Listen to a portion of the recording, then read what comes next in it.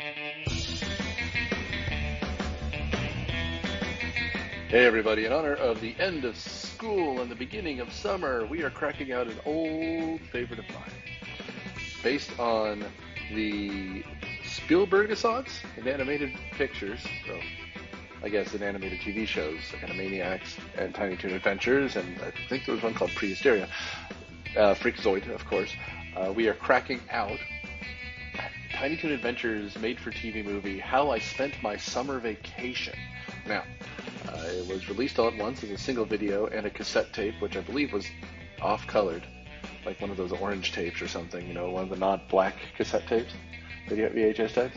And then it was broken up into episodes, which they would just show back to back to back on Nickelodeon. So I hadn't sat down and watched this whole thing in a very long time, of course, but also just wow, it's on Hulu. Just crack it out. It's something. Anyway, continuing our animation month and breaking in the summer, we review Tiny Toons, How I Spent My Summer Vacation. Thanks, guys. Ladies and gentlemen, it is summer vacation, and that's why we're talking about how I spent my vacation. I am Nick Hoffman, and we are talking Tiny Toon Adventures. We're with Front Improv, and you... Atlanta author Matthew W. Quinn, who has just started his summer vacation because school's out for summer. And if you want to hear more of him singing, listen to our Top Gun episode, which has been re-released recently. Hello, this is Daniel, contributor to Popdose.com, currently running through the IMDb bottom 100 list, which means I have to rewatch Human Centipede. And I am still rocking, after all these years, I'm still rocking the box look. It's in. So for those of you who don't remember your childhoods, or someone else's childhoods, or Nickelodeon, ABC Family, or any Saturday, if you remember Saturday morning cartoons, you remember this. So this was Tiny Toon Adventures, which was what if the Looney Tunes were professors at a school with their clones, with their children, with their strange blue offspring. Are they their children or no? But they're the same characters, right? So instead of Daffy Duck, there's Daffy, and there's Plucky Duck. I would say they're making an effort at gender parity, which Looney Tunes could not have cared less about, because it was all the same dude doing all the voices. It was all Chuck Jones. You mean Mel Blanc? Mel Blanc. Chuck Jones was the director. Excuse me. Right. But, so there's a girl Daffy and named Shirley the Loon. And who's such a valley girl, really, and a psychic.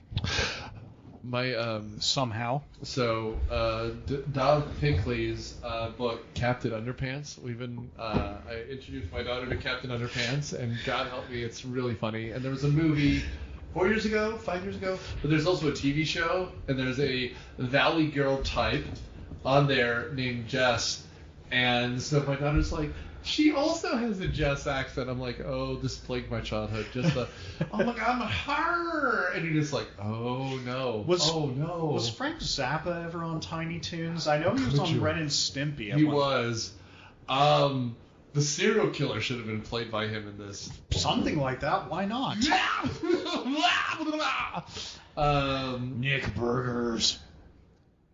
Oh yeah, that guy was monstrously weird. And so, just briefly, the school year ends with a musical number at the beginning, followed up by Bugs Bunny. Well, should we explain what Tiny Toons is? We kind of did, but the classic Looney Tunes characters are the professors at a school. ACME University. Looniversity. Excuse me, it's not an accredited. ACME Looniversity. We earn our Toon degrees. Okay, there you go. How far would those degrees take you if you don't get into entertainment? Could you imagine? I'm a lawyer. I got my degree from ACME Looniversity. That was my undergrad. That little boy who nobody liked. It was a rolling code. If you get fries with that, I'll hit myself in the face with a mallet. Oh, there you go. That's what you do with it. So you're gonna Karen? Like the manager is gonna go full on Looniversity? I don't know. Regardless, so they're all in this school together. It was one of the, along with Hysteria and Animaniacs, the Steven Spielberg era of animation. And Freakazoid. We can't forget Freakazoid. The late great. And if you have not heard of Freakazoid, well, I guess it depends on our demographic. You may have seen them if you're our younger audience on Teen Titans Go. Mm-hmm. But otherwise, it's actually pretty hard to see the original Freakazoid show. It doesn't appear very often. But that's because Daniel and I collect disappointing old cartoons, along with Clone High, which is getting rebooted thanks to Lord and Miller and all their wonderful works. And the originals on Paramount Plus. And The Critic is the other one that I would love to come back. Oh, yeah. Well, they tried reviving it, like, for the internet. It's a web series about 20 years ago. That's how old the show we're talking about is. Though Clone High is not much younger. No, it's not. I would like to watch that show. In the meantime, this is about the Toons. Buster and Babs Bunny. No relation. Dizzy, who's Taz. Hampton, which is Porky Pig's clone. We have Daffy Duck clone, right? We have runs around wearing a wife beater. Yeah, he does. He does. We have a gender swapped Pepe Le Pew. Fifi Le Fume. Which is probably for the best. Because... Well, I mean, these days, Pepe Le Pew's verboten, and I think that even back then it was kind of creepy. Well, so which is, they made the right choice. But he's supposed to be creepy. He's a villain protagonist. Yeah, okay, I'm sorry, but someone who gasses their lady conquests. I mean, this isn't a Bill Cosby show.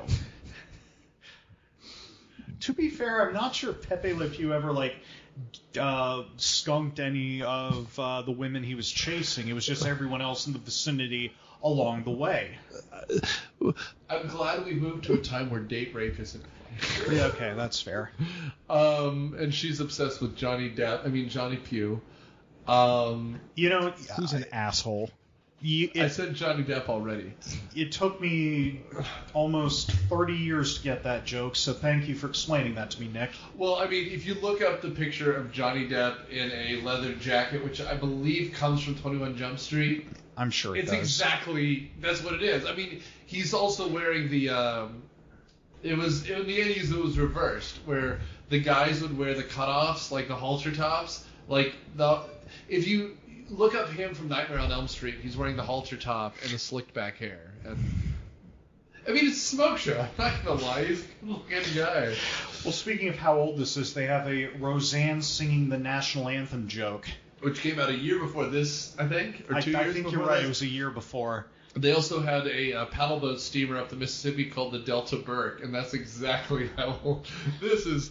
Woo! Yeah, I was commenting in a discussion this is like a less crude version of Shrek. There are so first many of all, jokes everything is less crude than Shrek. There are so many jokes work for adults and kids, which I didn't really get when I saw it years ago. Thank you, Leonard Maltin. You're welcome. I just say, but also, yeah, that's what good adult and kid television is supposed to be. It's supposed to bridge the gaps. I don't know where we lost that. The thing I hated about Shrek, and I like Shrek. I'm not going to say I didn't like Shrek. I'm not going to pretend I was too cool for that shit. But there's just something about the fact that Shrek is just a shit joke. Like, he reads the opening narration, then he wipes his ass with it. As an adult, I get it. I just don't know why we were okay with kids for it. This is really just plain kids jokes. And I know Matt, if you don't follow Matt on Twitter, he does much better on Twitter than I do. I'm the one with the followers. He's the one who's actually got the talent. But he just literally reacts to things. There's no explanation. He's like, what? A dueling banjos joke? And I'm just like, I'm glad he linked it to his previous comment, because I don't know what's going on. Yeah, there is a dueling banjos deliverance joke in this children's movie. Done by possums. Yes. Like you do. Only they're trying to eat Babs Bunny instead of doing something else to her. I really don't think you needed to clarify that there, Matt. I'm gonna eat out that bunny before I kill her. Gonna make that bunny squeal like a pig. Mouth noises. Yeah. I'm just... And we'll get to the heavy breathing, creepy stuff later. There's some of that in this one, too. Have you ever seen that movie? Which one? Deliverance, like the original one? I read it as a summer reading book in high school. Oh, that's fucked up. James Dickey. First of all, it's a phenomenal book. It's a great movie. not for anyone, but it's still good. It's like saying, you should watch American History X. Why? Because you need to feel guilty and sad for the next week. I mean, there's things that are good about it, but it's also so much. So much. Anyway, so we're going to get a handful of summer stories. Once the school year ends, because I don't know about you guys, but I watched this show a lot on TV, and it was broken up into episodes, like when Futurama came out. So, even though here it's a skosh under 90 minutes, it's actually laid out to be a series of episodes. So, other than the opening musical number, everyone goes on their separate ways. Buster and Babs Bunny have this interaction where they're squirting each other with water guns, and it gets bigger and bigger and bigger until Babs breaks the dam to try to flood the town, and then Buster causes a tsunami which floods them downriver. Right. Hampton is going to Happy World Land, which is a very, very, very intentionally thinly veiled version of Disneyland. Did you look up who played his family? Jonathan Winters is amongst them. He is, and Edie McClurg is his mother. Good cast. Yeah, that's. For those who don't know, she was in all of John Hughes' stuff. She was the secretary to the principal in Ferris Bueller. So Buster Bunny is a righteous dude. Well, and I will say too, we're living in a world where every parent is Midwestern, don't you know? It's like the 70s show or some other show where every parent is like right here. Oh, now Dad, or anyway, whatever. Now Plucky. Now Plucky. We don't go. We don't let Hampton read in the car, which is quite a good bit. But you're right. That was Jonathan Winters as his dad. Who's singing "Pop Goes the Weasel" for the entire movie. We have Fifi, who's trying to track down Johnny Pugh, who's at this apparent exclusive hotel that just happens to be in the middle of their hometown. Right. I mean, to be fair though, they're supposed to be in Malibu or something. They're in Southern California. Fair enough. Fair. We have Almyra, who's trying to get a new kitty. Oh, the Elmer Fudd woman. Yeah, who's abusive to animals. That's the bit. Am I forgetting anyone? Who's the I guess it was supposed to be a parody of Henry the Chicken Hawk that's trying to pick up the trying to go out with Shirley. Yes. Fowler. His name is Foulmouth. Foulmouth, that's it. And he's boasted by Rob Paulson. I mean, and I will say one thing over the movie we did previously, which is really solid. These are all comedic voice actors, and so the bits are all there. And the fact that all the only thing that Foulmouth says is "dadgum" is stupid. It's very stupid. He's essentially doing a West Side Story version of Foghorn Leghorn, but it's a bit. They stick to the bit. That's all you need to do. I don't know why we would need Chris Plummer being the voice of evil here. Or I just realized 2 out of the 3 Warner Brothers and Warner Sister in this movie. It's Rob Paulson and then Tress MacNeille, and not Wacko. And here's the thing. So his name was Robert Paulson?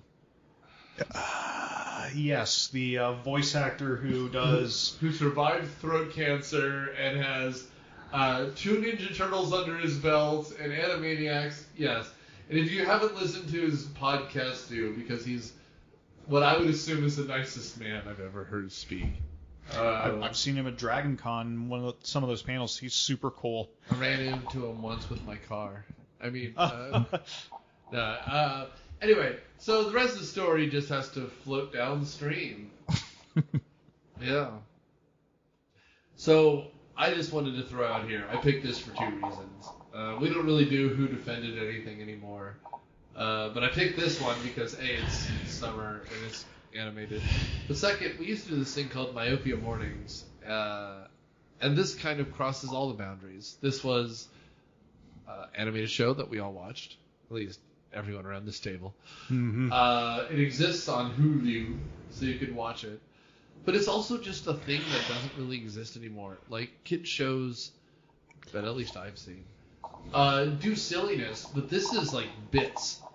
And then they tried to do it a full-length movie. It was released in full on the show. It was on video first. It was direct to video, and when I say direct to video, I mean video Literally cassette. tapes, yeah. And then it was broken up into episodes, but like this to me is just 90s. Back in the 90s, the idea that you were a TV show meant you would never be in Hollywood. Yeah. And now that was the late Hollywood transition in like the late 90s. So for me, this is that's why we're also doing Dexter's Lab this season, which we talked about earlier, because I just want to show that animation used to be really something. And I know based on our audience numbers that this is really for a very select group, but fuck you. This is still my show. So, I definitely remember seeing this as a kid, and the whole holding your breath as you go through a tunnel, something my brother and I did. Oh god, and the serial killer guy, the chainsaw guy is.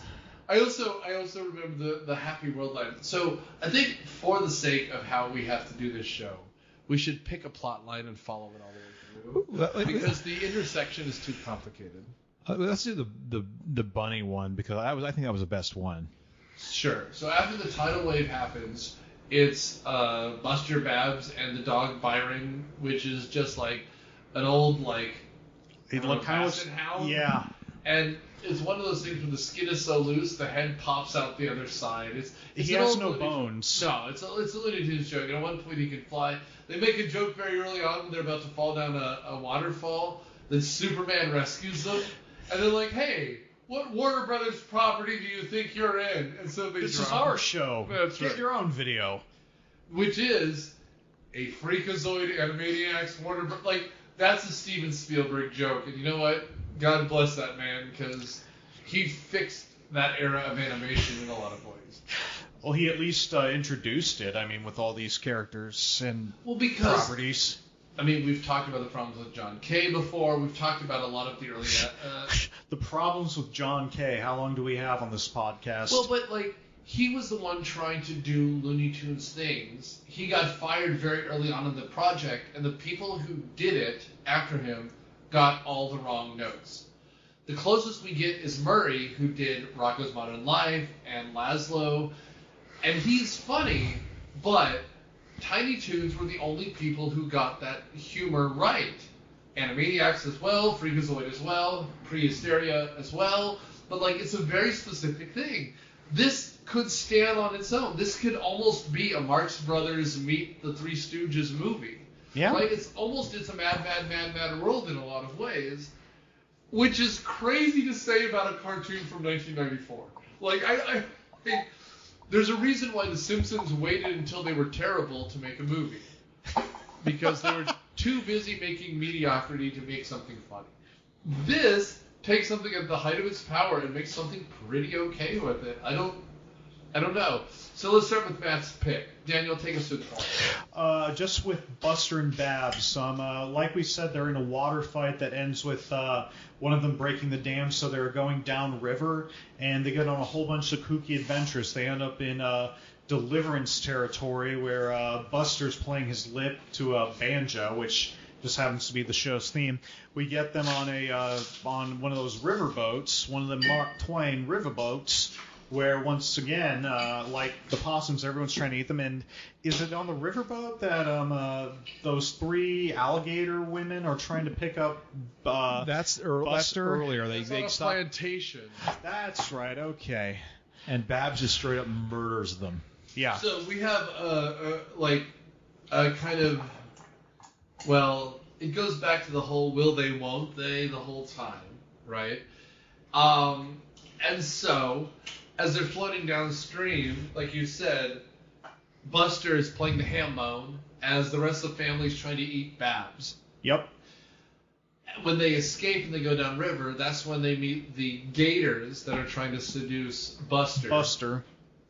And Babs eventually rescues him, and as he emphasized, eventually. I can't look at any of those like weird Southern family in a plantation subplots anymore without thinking of Bill Joe Treves' family in King of the Hill. Well, but also, remember that when Meryl Streep was his aunt? I do, and it's good. This is also that era, and it's the Elvira, it's the Ernest, it's like the cartoon, it's Cletus the Slack John Yokel, like, but also, I'm fine with it because it's a cartoon, right? Like, because it's not, it does do Deliverance, but it's also more Confederacy of Dunces, like, because, right? But you know what I mean? Like, it's like, just a bunch of vignettes, and the main characters it's the vignettes, are crazy. But it's also like when Dad Gator shows up, he's got a lot of Boss Hogg in him. He's like, now I do say to you, son, before you get eaten by my daughters, you have to be married, and you can't decide between my 3 daughters, so you've got to marry all 3 of them. Now, to be fair, Boss Hogg did not appear originally in Confederacy of Dunces. But, yeah, But no, you're right. Imagine? That might have changed a few things in that book. Oh, God help me. I love it. Regardless. And so they end up eventually on the Delta Berg. And remember, they're sailing downstream the whole time on the table like it's a Huck Finn kind of thing. Eventually, they're brought ashore by these, by frogs. I don't know how to say it. And when they're brought ashore, they're the main act. They bring up the lights, and it's just... No, it's Babs trying to be in showbiz, but everyone, on the boat wants to eat her. Yes, you do. And then they get intercepted by the serial killer who was a hitchhiker and Plucky Duck skid. That's So different. pause. That's a different plot. No, well, but he's right. So let's pause and start over. Let's do the Fifi LaFew just really quickly. All right. Because it takes 10 minutes. She's in love with an actor named Johnny Pugh. Johnny Pugh is based on any number of late 90s dudes with a leather jacket and their hair slicked back like it's 1953. He kind of talks like Luke Perry. He does. I mean, and this is the era of Beverly Hills 90210 and Melrose Place, and, And 21 Jump Street, like we mentioned. His name is, Well, his name is Victor Piazza or whatever. Right. Yeah, Rob Paulson. So, I will say, at this point, in this reference, in this square, he could be anyone. It's just that he's supposed to be Johnny Depp. And I showed Sudsy the picture I was thinking of. And it's 100%. Him. It's him. It's the callback picture of the greased back hair. And, I mean, the smolder of 1992 Johnny Depp. And... it is what it is. He just turns out to be an asshole, which is... I hate that he makes Fifi do like menial tasks for him just so she can hang out with him, and then a skunk equivalent of a bombshell walks by. Yeah. And again, I hate this, but I don't want to give a pass to one cartoon but not another. They didn't need tits on the chicken in Rockadoodle, but here it's played for a joke. So I guess it's okay, but I don't know why it's okay. But here, when the because they're mammals. No, I mean, no, yes, no. but chickens have breasts by definition because. What else would we eat? When I go to Publix, I'm going to rest. But also, there's this joke. When you go to Costco, you get more. I'm going to just slowly back away now because I'm frightened. I'm very frightened. Quinn for Costco dating. Sometimes you just need more. So you go to Costco. You can get 10 hot dogs there for $15. You need to buy a gross of condoms. Woo! Okay, so what was the point of all of this? We were on Fifi. So there's like 3 catalyst points, and one of the catalyst points is they go to see a movie called Skunkophobia, which is psycho but also arachnophobia, and it's as stupid as it sounds, which we're fine with because this movie is intentionally stupid. But the whole time, Fifi wants an autograph from Johnny Amber Heard, and oh boy, and be careful what she's signing that autograph with. Yeah, divorced and whatever. But he keeps refusing, and then the second this skunk in a bodice shows up, he goes, "Hey, I will sign her picture for you." And then it gets really awkward in a movie theater, which we've all had awkward dates at movie theaters. Mm-hmm. This wins. And I broke up with the girl watching Shrek 2. So. And I know that's not a joke. No, we'll do Shrek 2, and I might tell more of that story. She wasn't a believer. From There's what nothing I to talk about. from what I remember about that movie, she was not, in fact, holding out for a hero. That was a better movie than the first one, I think. Nah. Yeah. All right. We'll talk. Well, anyway, that's a really simple joke because that's where all the celebrity jokes come from, is in that subplot. So we get this whole scene where she's in the hotel trying to sneak to Johnny's room, and they pass like every single late night person that was on TV at the time. Yeah, you have a Arsenio Hall joke, a Dave Letterman joke, A Jay Leno joke. who was bringing his chin in on a dolly, which is that's just lazy. And then a Johnny Carson joke, because that was still relevant, apparently, at the time. Well, it's funny. So today, I'm educating the Utes, as you do. And we watched a Batman movie, and a student said, "The Batman?" I said, "No, Batman." So we watched Batman 89, as you do. And it ended like with 25 minutes left in class. And so I showed the episode of The Simpsons where dental plan Lisa needs braces, where Homer Jones needs it, so we can do the scene where they make the Joker in there. Right. And someone saw executive producer and writer Conan O'Brien. And they were like, "Is that the same Conan O'Brien?" And I was like, "Oh, summer child." my sweet, sweet summer child. Yes. It is the late, great Conan O'Brien. And the joke that is, she's not dead. Come gather around, children. It's high time you learned. Anyway, so what other brief plots? Elmira. That's right. Elmira goes on a wildlife safari and escapes the car and terrifies all the animals. She gives like a lion an Arsenio Hall haircut. And, Bart Simpson. It's very specifically Bart Simpson, high tight with spikes. Yeah. All right. And then ends up stealing a cheetah's skin somehow. Like, not graphically, it's just the cheetah's trying to get away from her. Graphically. There's a sense of Bart across his penis, as you would. Because you wouldn't want to see a penis that fast. I'm just trying to ruin Matt's life. Yeah. You hear an off-mic chuckle, "Ha!" And then you're there. That's half what I do in this podcast. joke. Is listen to me laughing maniacally at everyone else's jokes. These are the jokes. This is all you can... These are the jokes. But yeah, I don't remember how that ends. Well, she gets a, quote, new kitty because her old kitty ran away after she tried to give him that, and it's Johnny. Pugh. Mm-hmm. And so the big two plot lines. We already mentioned the bunnies, Babs and Buster. Let's talk about what actually is the best of the subplots in this movie, which is the road trip to Happy World Land.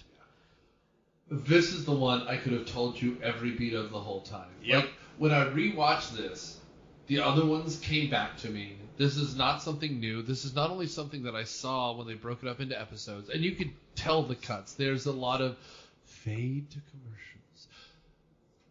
But this plot, the Happy World Land plot, is beautiful. Mm-hmm. It's every kid's night. Not there. I went. My brother had talent. I did not.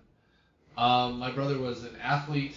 You know, it's shameful to be related to people who had skill. My father got out of military duty by playing golf. I'm tall.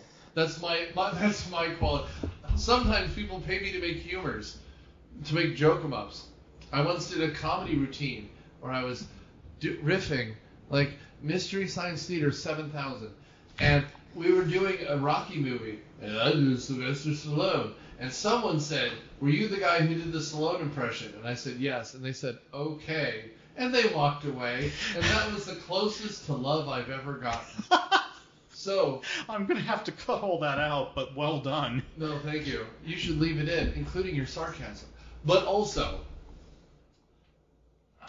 All right. It's funny because of how this all is strung together. My brother played a lot of baseball. So I went to Disney World a lot because Disney World has a place called the Wide World of Sports where the Braves used to do spring training, and they had nationwide baseball competition for Little League. And my brother was good enough to be there.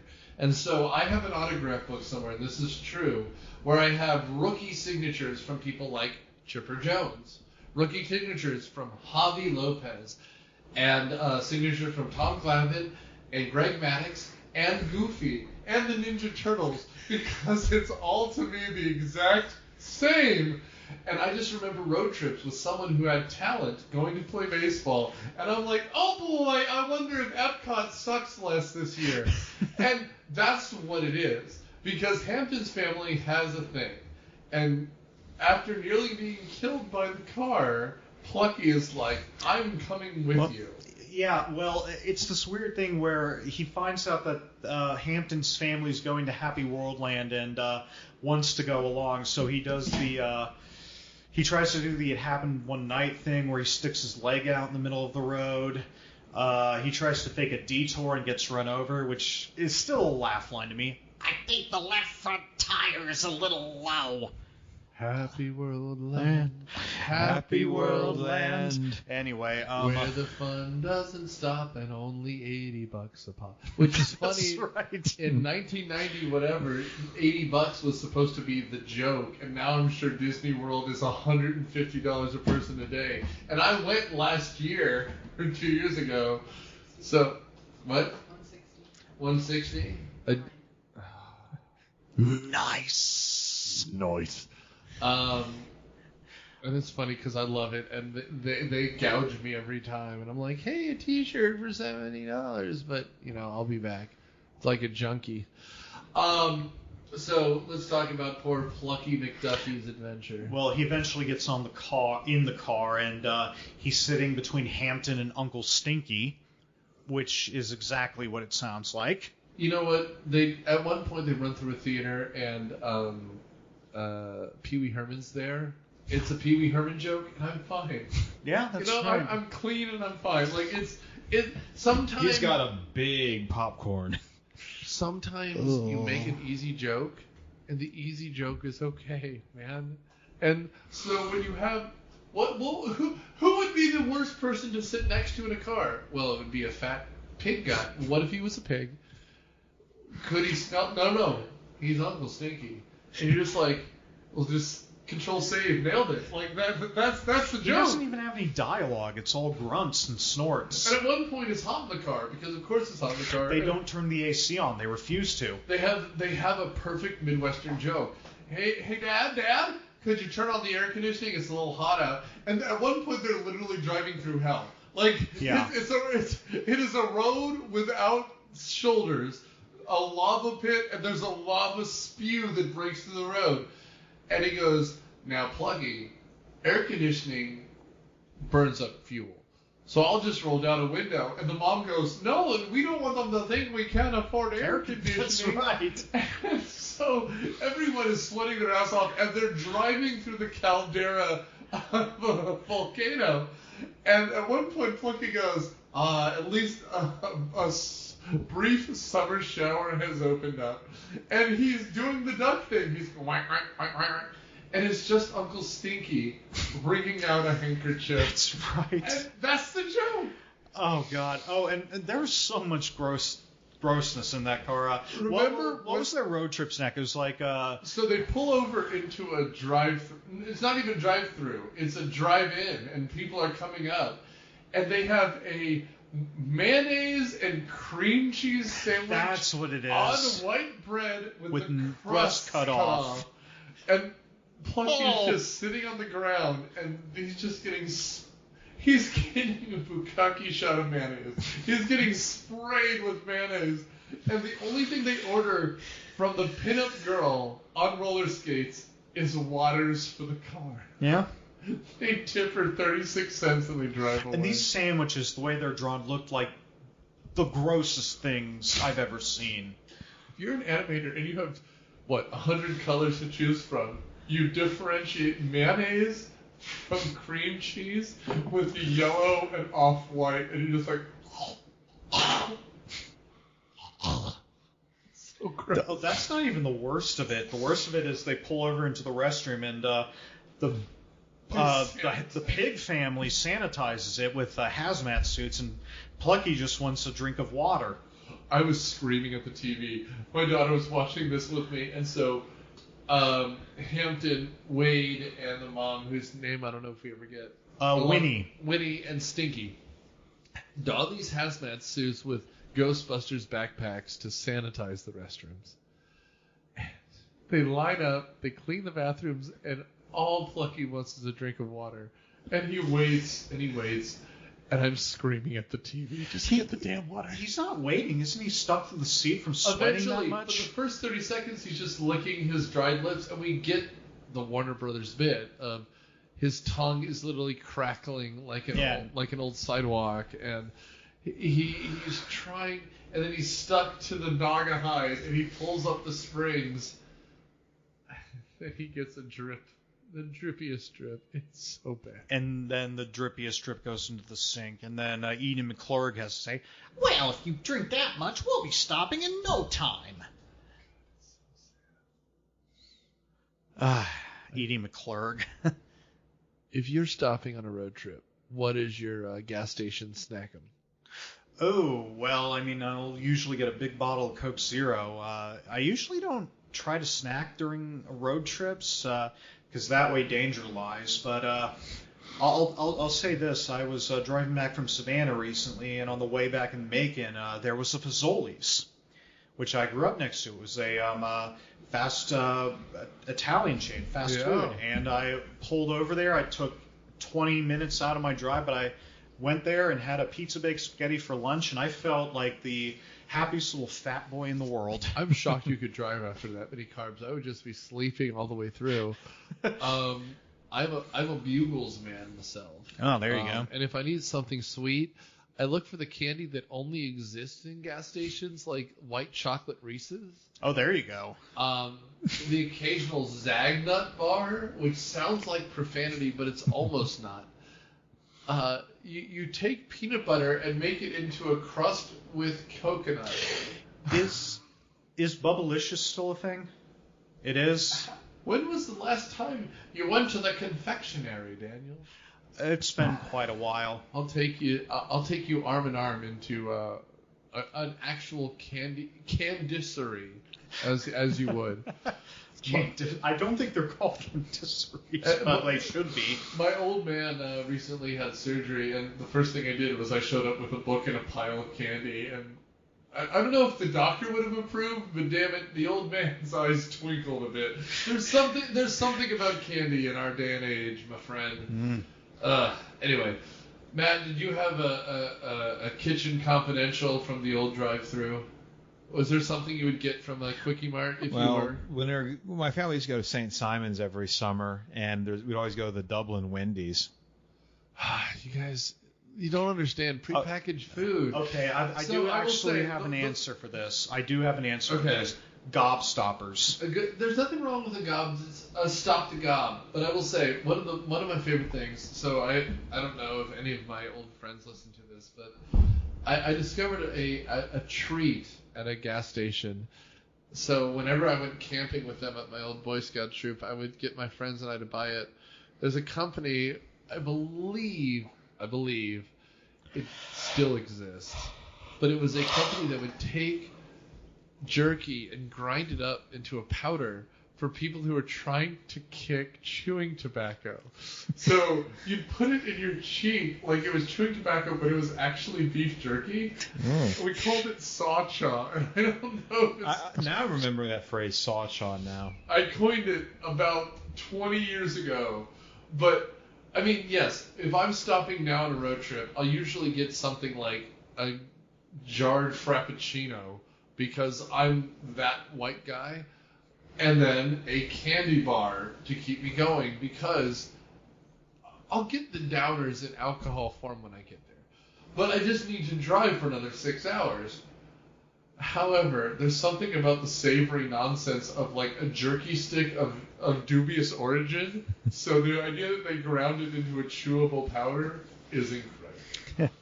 Anyway, Plucky doesn't get anything like that on this road trip. No. So they're going to drive to Happy World Land. By driving to Happy World Land, halfway through, after this, they find a serial killer. Yes, they do. I don't even think they name him at all. The most we find out about him is on the radio that Hampton's mom shuts off halfway through because she doesn't like sensationalism in the news. Yeah, they're listening to Art Bell or whatever. Yeah. But they describe him as a loner type with a 5 o'clock shadow. He's wearing a baseball cap, likes killing people. He gets enraged at pork. Yes. And he's wearing green high tops. Oh, wait, orange high tops. And the entire time Plucky's looking at him and, like, thinking, okay, 5 o'clock shadow, gaunt, skinny, baseball cap, And also, aversion to pork. And he just has this the freaky barber from Courage the Cowardly Dog level of creepy voice, like pork chops. Yeah. And he's He doesn't fantasizing about killing all the people in the car. He doesn't speak often, but when he does, it's to name pork products. it's almost a shame when he does, like, because he has the Jason Voorhees Friday mask. And just, regardless, he's having a freak out. The only one to realize it is Plucky McDucky here. And, at the end of the day, they all survive after Plucky has a lot of close calls because he goes, I also like duck. Which, And he pulls a chainsaw from somewhere. well, he's revving it inside of his vest, which is terrifying. That would hurt, I It know. would kind of fucking hurt. Yeah, that character is pretty dark for a kids show. Well, I mean, at that point, everyone... This was the early 90s. Every kid knew who Jason and Freddy were. Yeah, that's true. I mean, besides, we already made a Johnny Depp reference. Might as well made a Nightmare on Elm Street reference, too. I seem to remember there actually being an episode of the show where Plucky watches all the Freddy Krueger movies back to back and has this vicious nightmare from it. They even have a Nightmare on Elm Street episode where Babs and Buster are running from Freddy, I'm pretty sure. They did have one episode that riffed on Carrie, where Shirley Loon has had enough with people and just starts killing everyone. Oh yeah, where Shirley the Loon gets her first period in the girls' shower in the locker room, and then all the other girls make fun of her. And oh wait, no, that's just Carrie. Oh, good old high school teacher Stephen King writing about periods. We've all been there. Of course, if your student is having her first period, the thing you got to do is slap them. Again, Carrie. It was kind of fucked up. I'm not going to slap any students. No for teachers.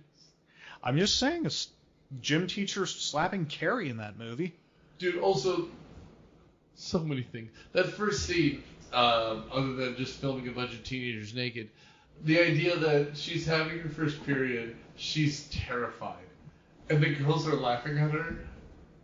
I don't know who's wrong in that situation, but everyone's kind of wrong in that situation. It's a lot. First of all, see the movie. The original Carrie, kind of a masterpiece of horror movies. Mm-hmm. Who directed it? Brian De Palma. The guy who wrote the Star Wars scroll. George Lucas's scroll was 3 times longer, and he's like, nah. And also, Princess Leia should be wearing heels. And they cut that part out, but they listened to the rest of his advice. They get to Happy World Land.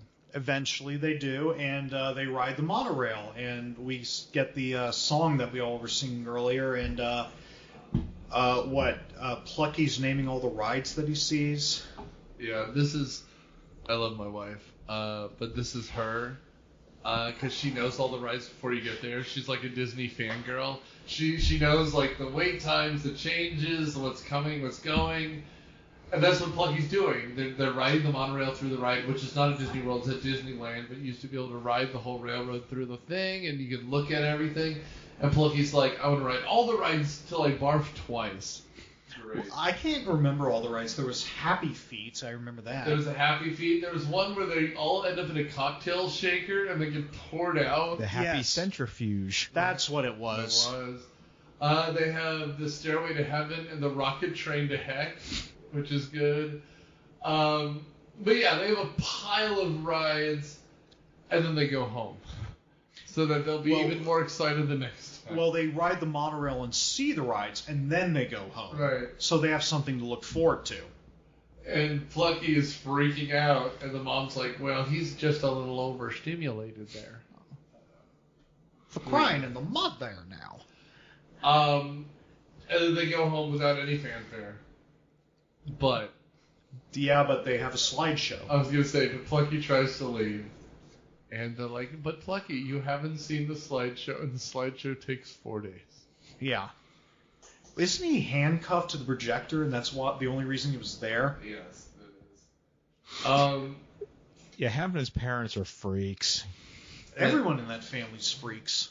And then they, and then everyone ends back up at Looniversity just in time for the school year to start. Buster and Babs get back there like right as school's starting. We have that whole movie theater experience, which frankly has one of the best jokes and one of the dumbest jokes in this movie, with Shirley and Foulmouth.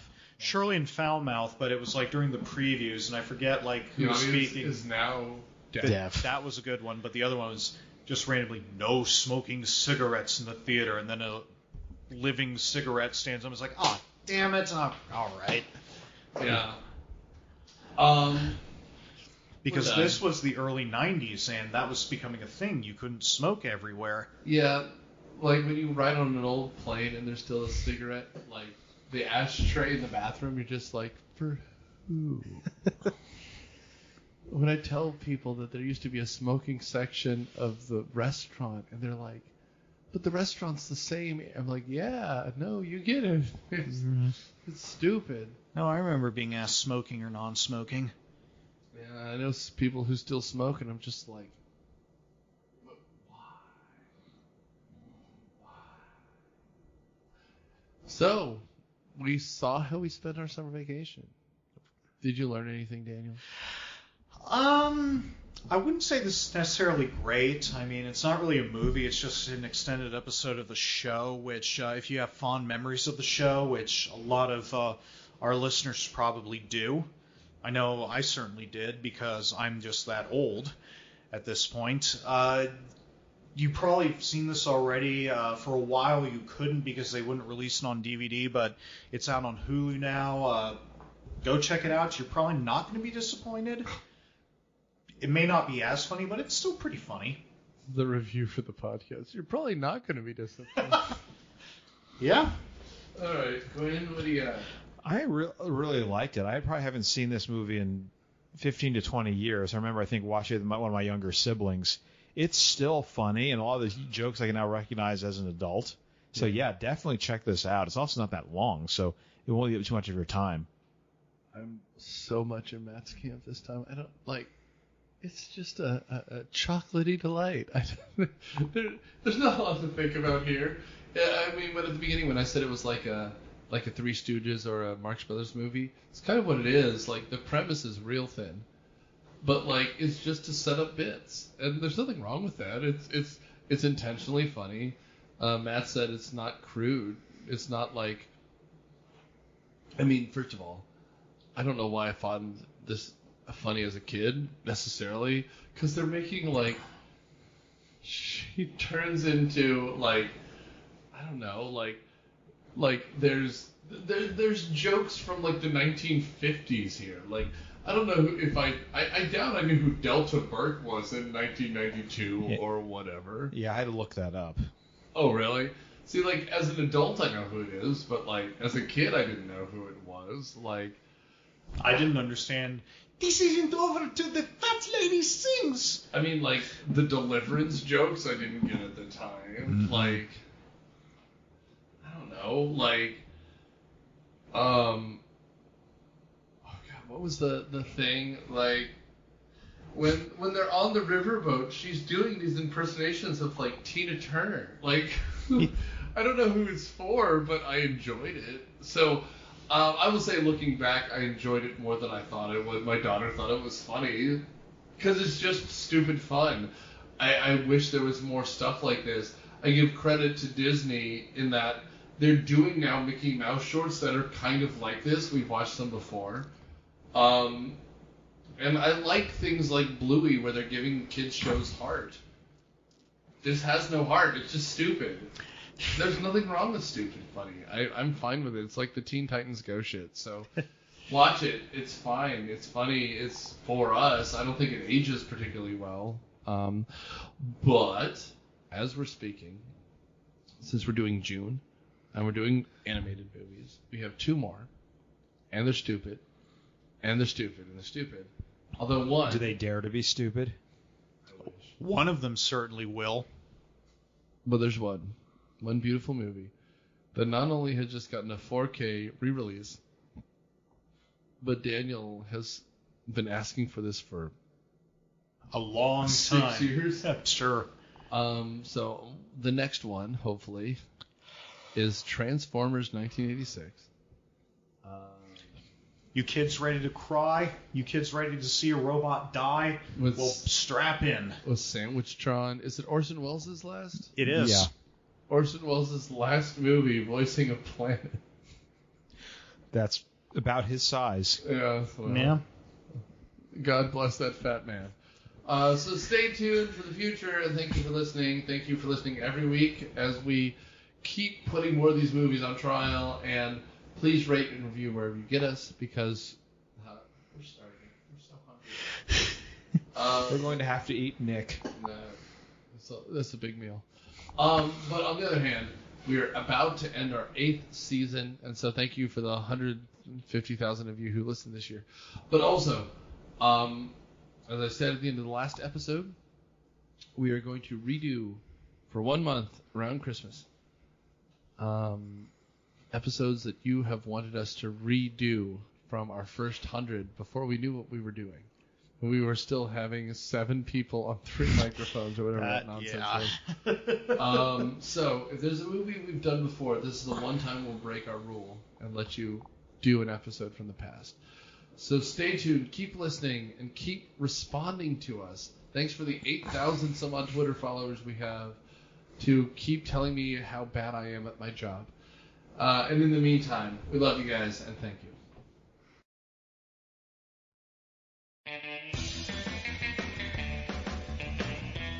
Myopia Movies is produced by Nick Hoffman and Daniel Settis. It is hosted by Nick Hoffman and Daniel Settis. Mission Briefing is hosted by John Copsey. Podcasts are edited by Daniel Settis, and Patreon is edited by Nick Hoffman. Our engineer is Nick Hoffman. The theme song is Surf Shimmy by Kevin MacLeod from Incomptech.com. Licensed under Creative Commons by Attribution 3.0 license.